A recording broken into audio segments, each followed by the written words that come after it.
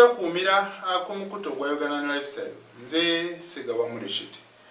Ensonga za Hajjat Zuula olunaku olw'ejjo yazibaddemu n'omwami we Ali muzerwa Haji. Kati kuguno omulundi asobodde okubeera ng'agenda kaawo mu woofiisi eya minisita w'abaana n'abavubuka balemaganye era ne babaako bye batuukako. N'abaddeyo n'omwami we yasooka Hajjat Hamis era ne basobola okubaako ne batuukako. Kati ensonga esinza batwalayo z'abaana naye ate bamaliriza nga bazitaddemu eby'ebyapa.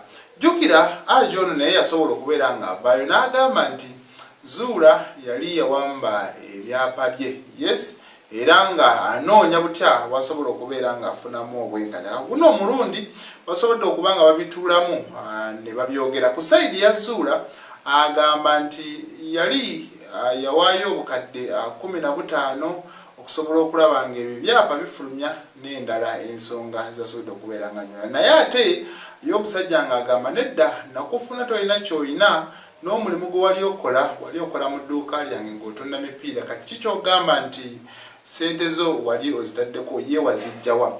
Mu mbeera bwetyo Bwina asobodde okubeera ng'avaayo alaga nti bano bagendako ow'omwami omu amanyikiddwa nga Kawalya, era ngono Kawalya yali abamanyidde okumala kumpi emyaka 18 era nti yasooka n'awola Haji kintu sente ziri mu bukadde 10+ era kwe kumusingira emizigo gy'abapangisa n'amugamba munnange ezo nzikuwadde ojja genda ng'ojjayo akasente mpola paka wezinaggwayo.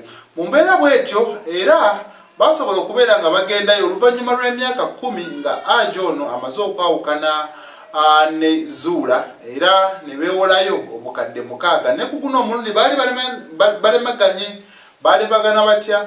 Zuula yali agamba nti obukadde 6 bwe babutuwa zonna nzitwala kuziteeka ku baana. Ate ye Haji ng'agamba nange neetaagayo obukadde 3 at least ko busigaze kuba nange nina ebizibu ebintwalaganya. Zuula kye yagaana era kakkana kyali kya Hajjat kyani kya Haji balwanagana mpaka Haji yasobola okubeera nga akwata ekkubo n'ayabulira woofiisi.